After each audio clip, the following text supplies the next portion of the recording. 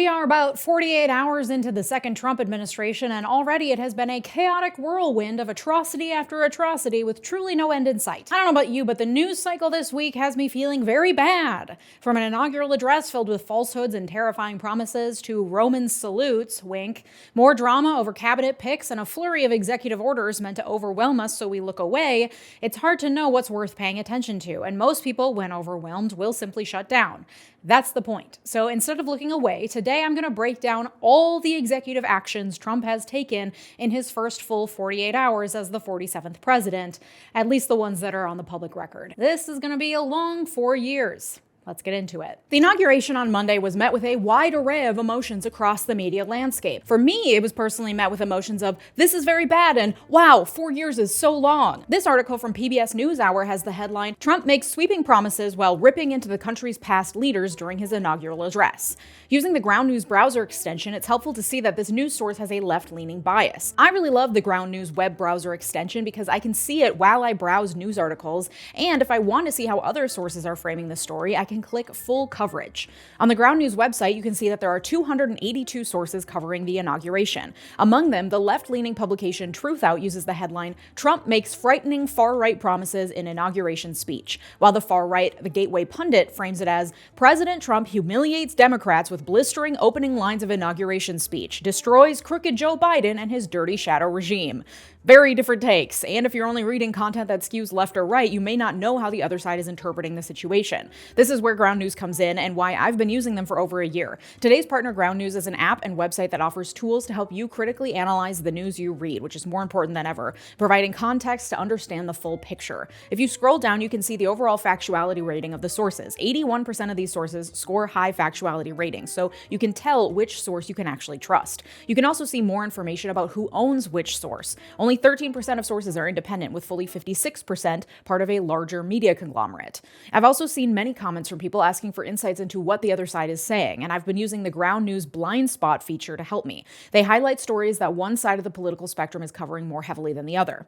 I'm always really impressed with Ground News and genuinely think that they're a great resource. If you want to stay informed on US politics, scan my QR code or click the link in the description or go to ground.news/Leeja to get 40% off the same Vantage plan I use, which comes to about $5 a month. Subscribing supports my channel and an independent team working to keep the media transparent. Thanks, Ground News. I'm not going to give a full rundown of the inauguration because, frankly, so much has already happened since Monday that it's not worth going into detail. The most notable aspects to me were that the tech billionaires got better seats than the cabinet, and that Trump disparaged a country that he himself ran for a solid 4 years after making similar promises in 2016 to fix things. So which is it? Did you fix things and bring us back to glory, or does that work still need to be done?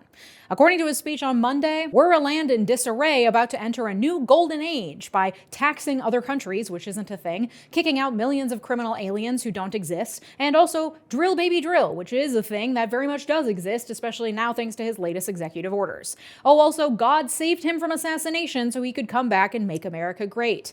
And the Gulf is now called the Gulf of America, and we're taking back the Panama Canal, apparently by force, but also we're not getting involved in new wars, peace only, but the canal is ours. Then he saw Biden and Harris off with Melania at his side, dressed as the Hamburglar. Did I get it all? Great, let's move on, because Trump certainly did, swiftly passing 27 executive orders by my count as of around noon Eastern time on January 22nd, 2025. The National Archives keeps a historic register of all the executive actions pretty much ever taken. You can search them at archives.gov. However, it usually takes a couple days for the documents to be signed, delivered to the National Archives, and then published in the Federal Register. So the best way to keep tabs on what Trump is doing is by going to whitehouse.gov, Xing out at the corny pro-Trump video pop-up, and clicking on executive actions. And that will take you to the press section of the website where you can browse a number of different things, but you'll want to click on executive actions to get what he's actually doing that is official actions. Under presidential actions, you'll find a few different types of documents: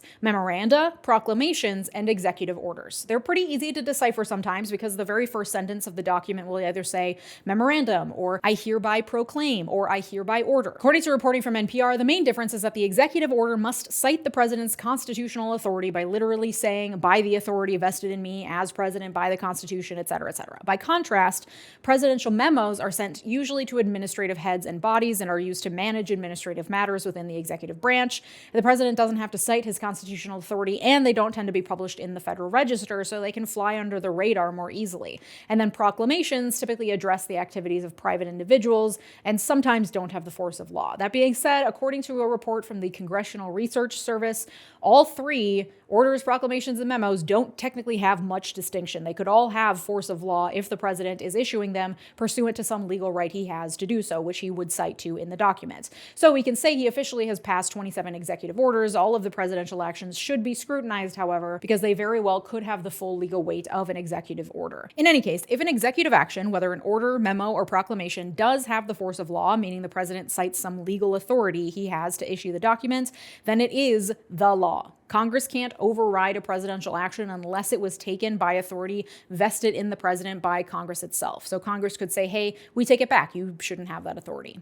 Because executive orders cite to his authority from the Constitution, it is only through judicial review that that power of the president can be checked, which is why in response to this flurry of presidential actions, we are also seeing a flurry of lawsuits, but we'll get into that. First, let's do a quick review, because while there is much in the news about TikTok and Elon Musk and other tech billionaires and 𝗦𝗢𝗥𝗧𝗏 being a drunk, etc., all of which are important to talk about, but all of which are much flashier than presidential actions published on 𝗦𝗨𝗣𝗍𝗪, it can be easy to get distracted. But it is our civic duty to be watching like a fucking hawk. Okay, the first few actions are official nominations for cabinet, cabinet level, sub-cabinet, and acting cabinet positions, etc. Those are names that have been dropped already. This is just the official means by which the president submits the appointees for consideration by Congress. Then there's a proclamation that the flag always be flown at full staff on Inauguration Day, because Trump was a big baby about it being at half staff still to honor the death of Jimmy Carter. Okay, so the first substantive executive action was taken January 20th via an executive order titled Initial Rescissions of Harmful Executive Orders and Actions. And this action rescinded a long list of Biden-era presidential actions. So Biden's memos, proclamations, and executive orders, which is kosher. A successor president can rescind previous presidential actions. A large swath of the rescinded Biden-era actions were related to what conservatives generally would call diversity, equity, and inclusion, so anything that mentions race, gender, or sexual orientation, including protections for trans members of the military, for example. There are also several revocations of actions meant to protect the environment and of actions meant to manage immigration, migration, family reunification, and refugee resettlement. But others were also included in the mix, including a Biden executive order titled Safe, Secure, and Trustworthy Development and Use of Artificial Intelligence. That one's gone. He also revoked Executive Order 14087, lowering prescription drug costs for Americans, which lowered drug costs for people receiving Medicare and Medicaid. He revoked Executive Order 1407, titled Advancing Effective Accountable Policing and Criminal Justice Practices to Enhance Public Trust and Public Safety. He revoked Executive Order 14023, Establishment of the Presidential Commission on the Supreme Court of the United States, which is meant to review Supreme Court ethics. He also revoked Executive Order 14019, promoting access to voting. Okay, so that was all just in his first executive order from January 20th. Let's keep going. His actions fell under a few broad categories, so I'm going to go through them by category to keep things easier to follow and remember. Those categories are general federal administration, environment, immigration, identity-based issues like gender and DEI, international issues, and a category I'll call general politicking, which are mainly just there for the show of it all. So let's go down the line. General federal administration. He issued a number of administrative memos aimed at executive branch workers. This included a full hiring freeze, a return to full-time in-office work for all federal executive branch employees, and a memo titled Regulatory Freeze Pending Review, which barred all agencies from issuing any new rule until a department or agency head appointed by Trump reviews and approves the rule. This ensures that all future rules created by any agency must be approved by someone with direct loyalty to Trump. He also issued an executive order titled Restoring Accountability to Policy Influencing Positions Within the Federal Workforce, which reinstated Trump's executive order from 2020 titled Creating Schedule F in the Accepted Services, but expands it beyond Schedule F to anyone who has a policy/career position. Basically, it revokes employment protections for tens of thousands of federal employees, making it easier to fire them for political disloyalty. The order explicitly says that workers don't have to pledge political loyalty to Trump, but the implication is there. If you do not perform the duties ordered of you by the administrative head appointed by Trump without question, then you will be on the chopping block. This revokes protections put in place that are meant to allow federal employees to continue doing their jobs without direct influence of whoever happens to be in office.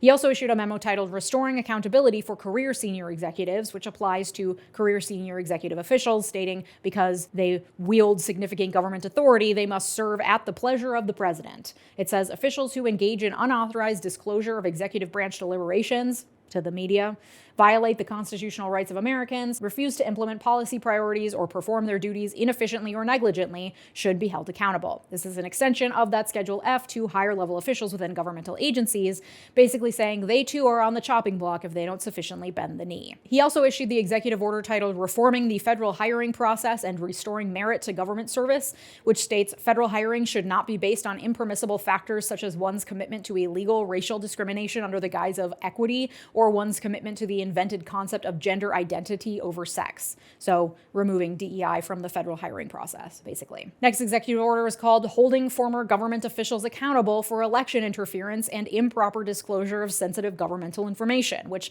outlines Trump's personal vendettas against, quote, at least 51 former intelligence officials who coordinated with the Biden campaign to issue a letter discrediting the reporting that President Joseph R. Biden's son had abandoned his laptop at a computer repair business. Signatories of the letter falsely suggested that the news story was part of a Russian disinformation campaign. And it's against John Bolton, his former national security advisor, because he wrote a memoir, quote, rife with sensitive information. It then revokes security clearances for those intelligence officials and John Bolton specifically. This one was petty. Next, there's the memorandum to resolve the backlog of security clearances for Executive Office of the President personnel, which gives the White House counsel the authority to provide a list of people who will be immediately granted interim top secret security clearance. Seems fine. Next is the executive order titled Establishing and Implementing the President's Department of Government Efficiency, which tasks DOGE with, quote, modernizing federal technology and software to maximize governmental efficiency and productivity. It repurposes the existing U.S. Digital Service, which was already tasked with managing federal technology, and just renames it and moves it under the Executive Office of the President. So Elon Musk will be reporting to Trump's chief of staff, but really will have a direct line to Trump in the White House. Also, another note on the name. So DOGE stands for Department of Government Efficiency, but then they repurposed the U.S. Digital Service, but to keep the acronym the same, they are calling it the U.S. DOGE Service, or USDS. So it's an acronym within an acronym, and for a department tasked with cutting down on bureaucratic waste, that's funny.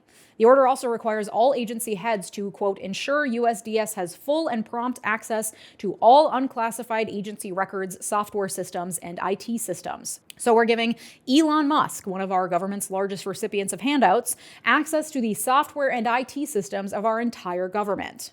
That seems fine. Next category is the environment. His first executive order under this category is titled Putting America First in International Environmental Agreements, in which he ordered the UN ambassador to immediately withdraw from the Paris Agreement and any other similar climate change-related commitment under the UN Framework Convention on Climate Change. It also revokes the U.S. International Climate Finance Plan, which, according to the Congressional Research Service, quote, provides financial and technical assistance for climate change initiatives in the developing world. The original 2025 budget was around $3.3 billion, and I guess now is $0. Next executive order is called Unleashing American Energy and gets rid of, quote, burdensome and ideologically motivated regulations and encourages, quote, energy exploration and production on federal lands and waters. It also eliminates the electric vehicle mandate by removing any incentives put in place for the production and purchase of electric vehicles, including emissions requirements, and getting rid of subsidies like the electric vehicle credit that makes EVs more affordable. It is framed as a means of safeguarding people's right to choose what vehicle they want. It also names a number of other goods like light bulbs, dishwashers, washing machines, water heaters, etc. Again, getting at the subsidies and other governmental programs in place meant to assist people in making choices that are more environmentally friendly.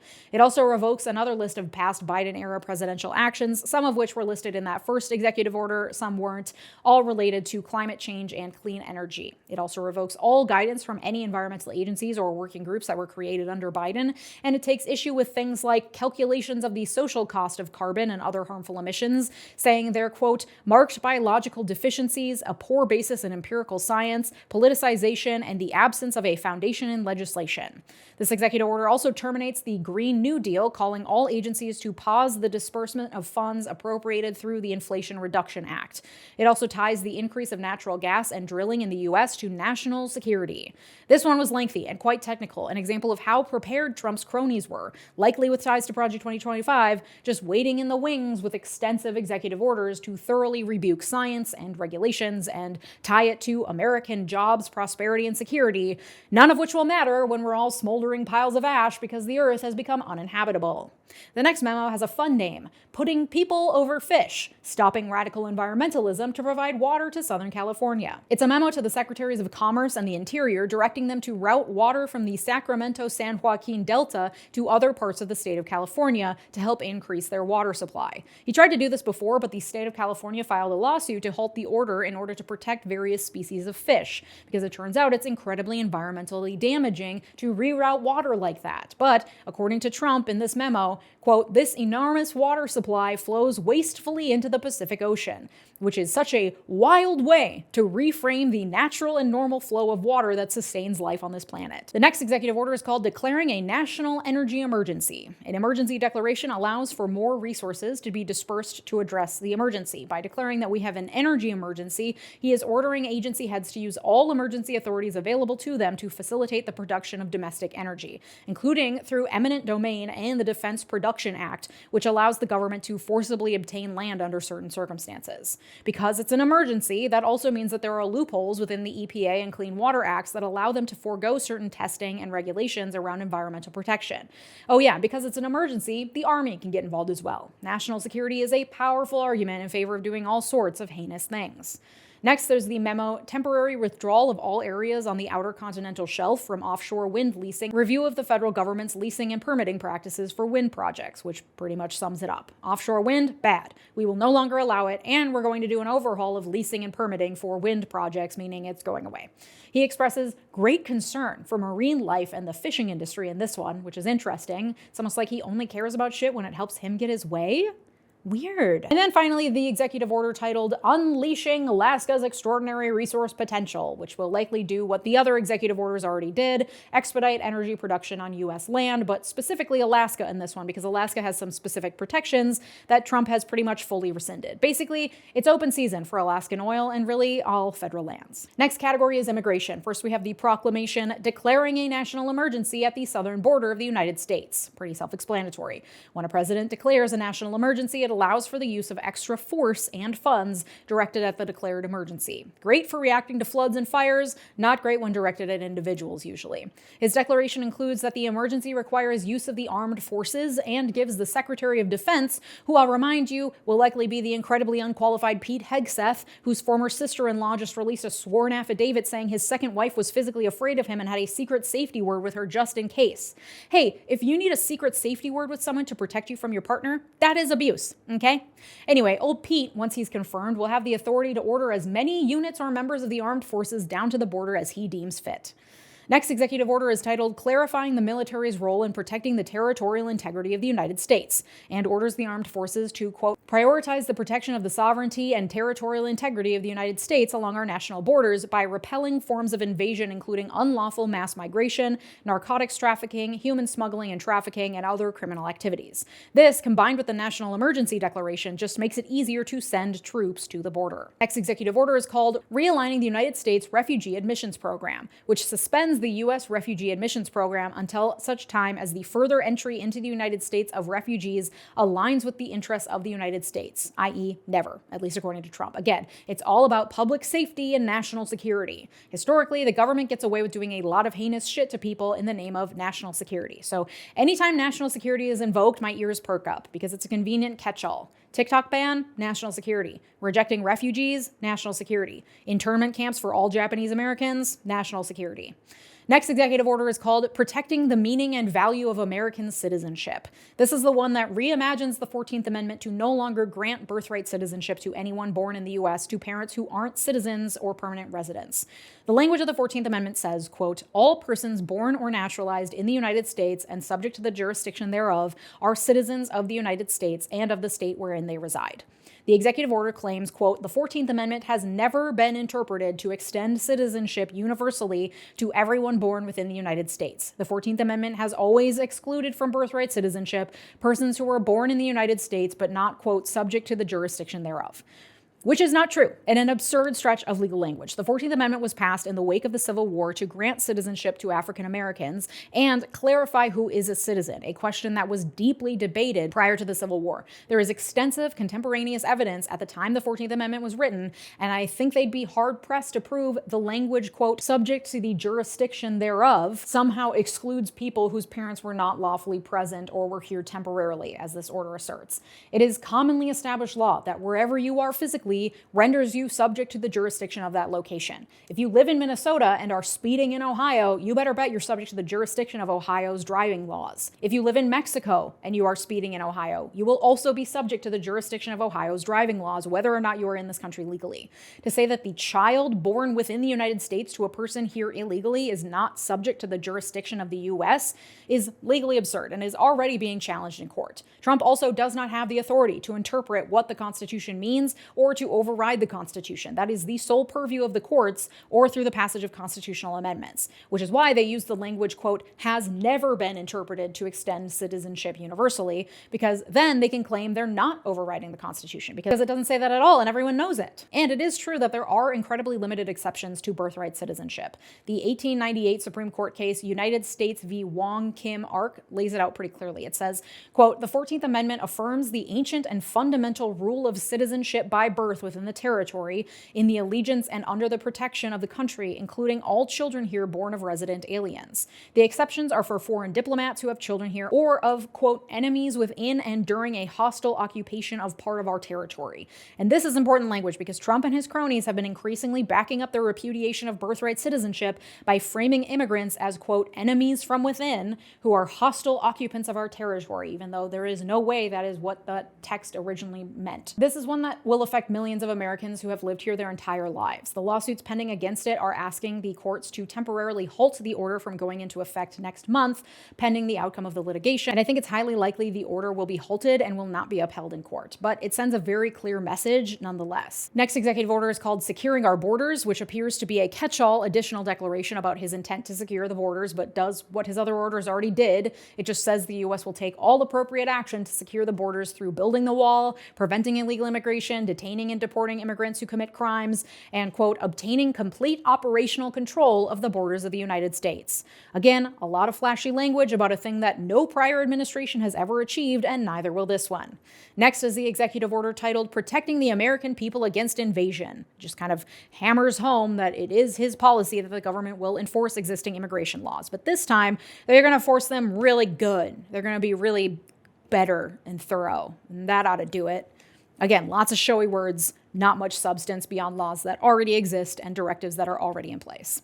Next is executive order titled Designating Cartels and Other Organizations as Foreign Terrorist Organizations and Specially Designated Global Terrorists. It provides a process by which drug cartels can be officially recognized as terrorist organizations. This is aimed at our southern border. Designating groups as terrorists opens up a lot of options for prosecuting them and anyone deemed connected to them, and allows for greater influence from the military. Then there's guaranteeing the state's protection against invasion, which is a proclamation made as a result of his declaration of an emergency at the southern border, that entry at the southern border be completely suspended for, quote, aliens engaged in the invasion across the southern border. Who counts as an alien engaged in the invasion? That's unclear, but I can wager a bet it is probably brown people, and its vagueness certainly opens the door to race-based discrimination. You're brown, you count as one of these aliens. No further guidance necessary. Next category is DEI and gender. First executive order is called Defending Women from Gender Ideology Extremism and Restoring Biological Truth to the Federal Government. Yikes. Basically, women have to be protected from men pretending to be women to gain access to single-sex spaces to assault them, a thing that literally doesn't happen. It establishes that the official policy of the United States is that there are two sexes, male and female. It identifies a female as, quote, a person belonging at conception to the sex that produces the large reproductive cell, and a male as, quote, a person belonging at conception to the sex that produces the small reproductive cell. We are, I guess, ignoring that there are intersex people who naturally produce both or who have chromosomes that fall outside the XX or XY binary. Many have already pointed out that scientifically this order doesn't make much sense, indicating the lack of knowledge of gender science held by whoever wrote this monstrosity. Specifically, the language at conception Doesn't make any sense. According to reporting from Mashable, at conception, when sperm meets egg, all human fetuses' sex organs are identical because they don't exist, because it's a clump of cells lumped together at that point.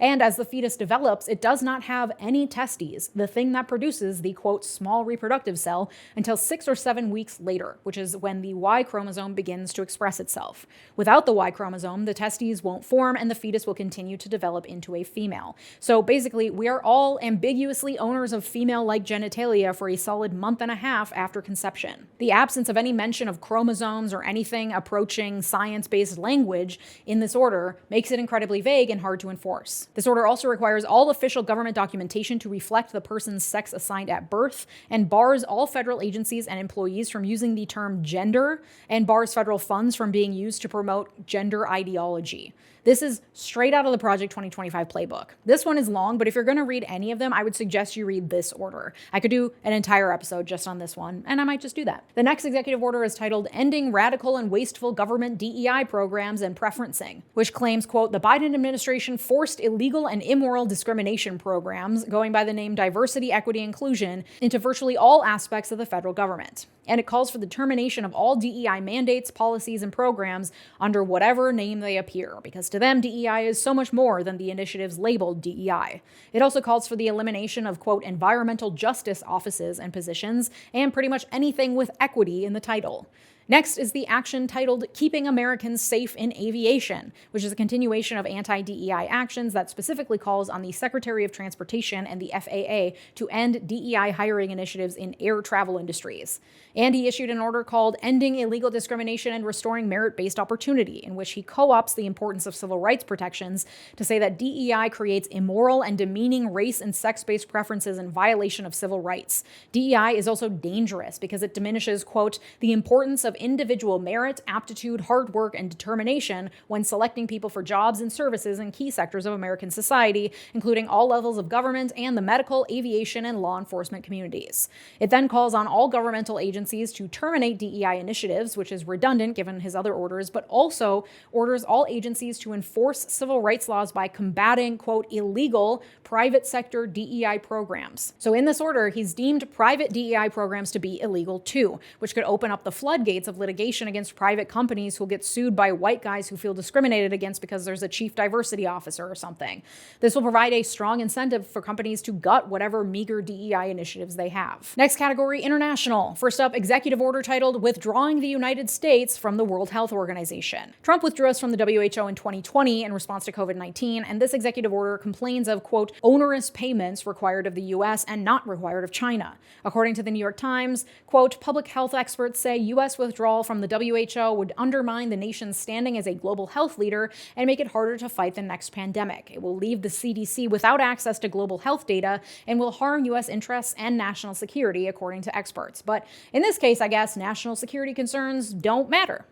Then there's the memo titled simply America First Trade Policy, which tells government officials to do a bunch of flashy-sounding things that are vague and not actually implementable. But it includes a call to the Secretary of Commerce to look into a global tariff and for the Secretary of the Treasury to establish an external revenue service to collect said tariffs. It then orders various agency heads to review various trade agreements and figure out ways to make them more favorable for the US, basically, specifically with China, Canada, and Mexico. Next is the executive order titled Reevaluating and Realigning United States Foreign Aid, which puts a 90-day pause on all US foreign development assistance until it can be reviewed to see if it aligns with US foreign policy. The purpose, according to the order, is to end foreign aid that serves to, quote, destabilize world peace by promoting ideas in foreign countries that are directly inverse to harmonious and stable relations internal to and among countries. And you know that this is about Gaza and Ukraine. Any organization supporting the well-being of Gaza could be said to be, quote, directly inverse to harmonious and stable relations internal to and among countries by our pro-Israel government. Then there's the memo called Organization of the National Security Council and Subcommittees, which feels very procedural but does something important. It adds, in addition to the members of the National Security Council that are mandated by statute, a few additional members to his National Security Advisory Committee so that he will be surrounded by his most hawkish advisors who will all have their hands in the national security pie, including members of the White House staff that do not require Senate confirmations. Next is the memo titled The Organization for Economic Cooperation Cooperation and Development Global Tax Deal, which pulls out of the global tax deal of the OECD. According to reporting from Reuters, the global tax deal was negotiated by the Biden administration with 140 other countries.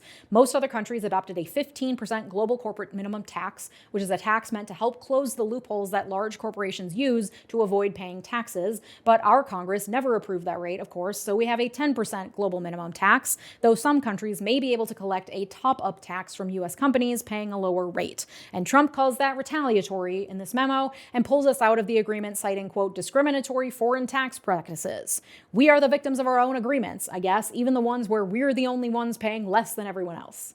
Next is the executive order protecting the United States from foreign terrorists and other national security and public safety threats. This one is specifically concerned with ensuring that immigrants do not bear hostile attitudes towards its citizens, culture, government, institutions, or founding principles, and do not advocate for, aid, or support designated foreign terrorists and other threats to our national security. This gives broad authority to deny visas for any number of things because any group can be deemed to be supporting a terrorist organization, as evidenced by the dismissal of pro-Gaza protesters as sympathetic to terrorists. But also, now that cartels can be dubbed terrorist organizations, anyone with any connection to cartels, even people who have been coerced into said connections, even made-up connections, even familial connections, could be denied visas. And finally, the executive order called America First Policy Directive to the Secretary of State, which makes it the official policy of the U.S. that foreign policy shall champion core American interests and always put America and American citizens first. That's it. Lots of flashy words, zero substance. And finally, a category I'll call general politicking. Lots of words for show and to rile people up if the aforementioned actions didn't do so already. The first order in this category is called Restoring Freedom of Speech and Ending Federal Censorship, which states, quote, over the last 4 years, the previous administration trampled free speech rights by censoring American speech on online platforms, often by exerting substantial coercive pressure on third parties, such as social media companies, to moderate, deplatform, or otherwise suppress speech that the federal government did not approve. It then bars federal government employees and tax dollars from being used to unconstitutionally abridge the free speech of U.S. citizens. This, along with the revocation of the Biden-era order about safe and secure development of AI, are some of his first major favors to the tech billionaires who paid Trump off. It could be used to bar any sort of federal investigation into social media platforms in the future on the grounds of First Amendment protections, even though social media platforms themselves are private entities and are thus not bound by the First Amendment. This is trying to get around that by saying, hey, we can't force them to do anything through substantial coercive pressure, because the First Amendment says so. Next, we have an executive order titled Ending the Weaponization of the Federal Government, which states, quote, the prior administration and allies throughout the country engaged in an unprecedented third world weaponization of prosecutorial power to upend the democratic process. It targeted individuals who voiced opposition to the prior administration's policies with numerous federal investigations and politically motivated funding revocations, which cost Americans access to needed services. The Department of Justice even jailed an individual for posting a political meme. And while the Department of Justice has ruthlessly prosecuted more than 1,500 individuals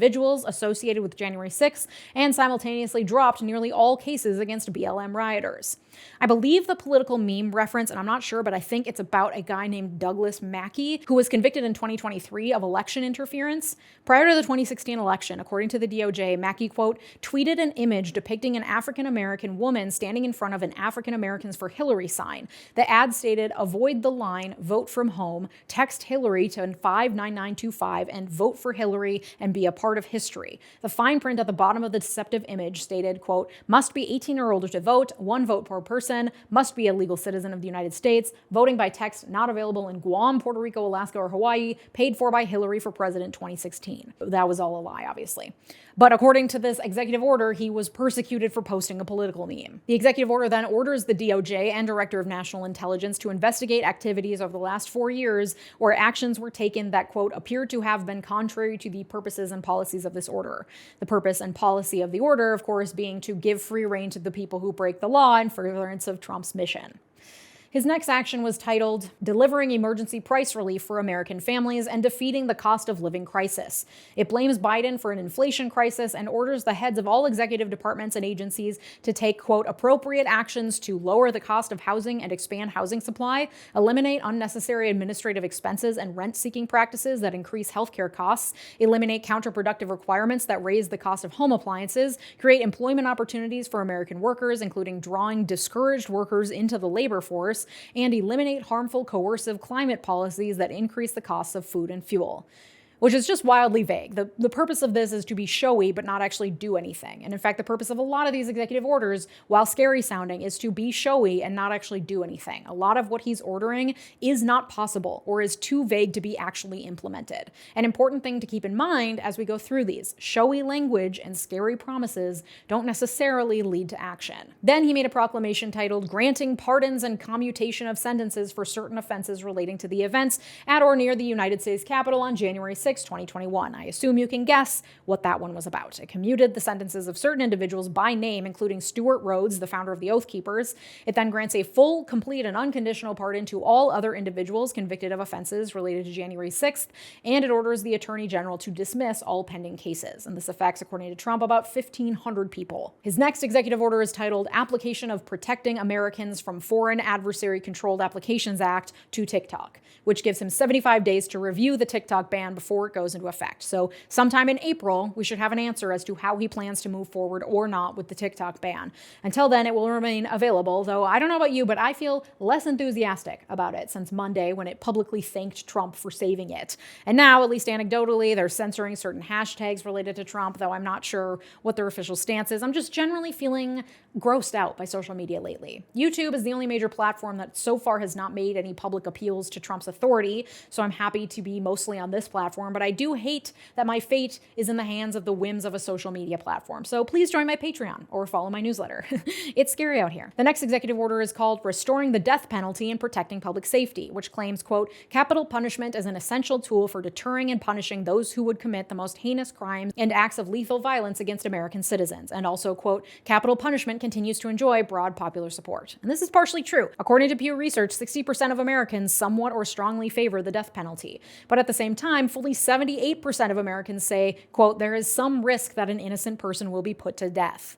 Yikes. The executive order doesn't really do anything. It just restates his love for the death penalty and orders the AG to pursue the death penalty for all crimes where it is allowed to be used, especially in the murder of a cop and in murder committed by an illegal alien. Again, very showy, generally vague, or just restating already established laws and rules. Then there's the memo to the administrator of the General Services Administration titled "Promoting Beautiful Federal Civic Architecture," directing them to submit, quote, "recommendations to advance the policy that federal public buildings should be visually identifiable as civic buildings and respect regional, traditional, and classical architectural heritage in order to uplift and beautify public spaces and ennoble the United States and our system of self-government," which is giving propaganda. It's very much giving Third Reich. Similarly, as executive order "Restoring Names That Honor American Greatness," which states, quote, "it is in the national interest to promote the extraordinary heritage of our nation and ensure future generations of American citizens celebrate the legacy of our American heroes." It's generalized to all national monuments, but specifically it renames Mount Denali, the Native American name, to Mount McKinley. Once again, it's giving propaganda. It's giving Third Reich. And I mean, a lot of these are. If we're being honest, I'm currently reading Anatomy of Fascism by Robert Paxton. Highly recommend if you can stomach it. It is wild to read about the rise of European fascism after World War I at this moment in history. The comparisons are interesting. Again, keep your eyes on the executive action section of whitehouse.gov because remaining aware of what's happening is important. And if any of these particularly caught your attention, I can guarantee you there is an organization that was prepared for this and is fighting against it. There are lawsuits in the works related to the creation of DOJ, birthright citizenship, anti-trans orders, and more. And you can support those organizations, or you can turn towards your own community to create connections and find ways to support one another through mutual aid, etc., because a lot of this is out of our hands at this point. But there are everyday things we can do to strengthen our existing support networks. And you can join me over on my Patreon, where I just launched the 𝗦𝗦𝗪𝗧𝗏 Learning Lab, a learning community having discussions and making connections along with a monthly syllabus curated by me. All year, we'll be covering topics under the umbrella theme of Eat the Rich, Building Solidarity in the New Gilded Age. This month's topic is all about learning from history to fight for the future. We're looking at and discussing past movements to see where we can learn from history because it does have a tendency to repeat itself. This is all hosted over on Patreon, which is linked down below, patreon.com/Leeja Miller. If you're interested, please join us. Thank you to my multi-platinum patrons, Art, David, RH, Latranger Lucas, Joshua Cole, Thomas Johnson, and Tay. Your generosity makes this channel what it is, so thank you. And if you like this episode, you'll like the one from a couple weeks ago discussing the rollback of fact-checking at Meta. You can catch me here every Monday and Wednesday afternoon/evening, and I'll see you then. Thanks so much for watching. Have a good day. Bye-bye.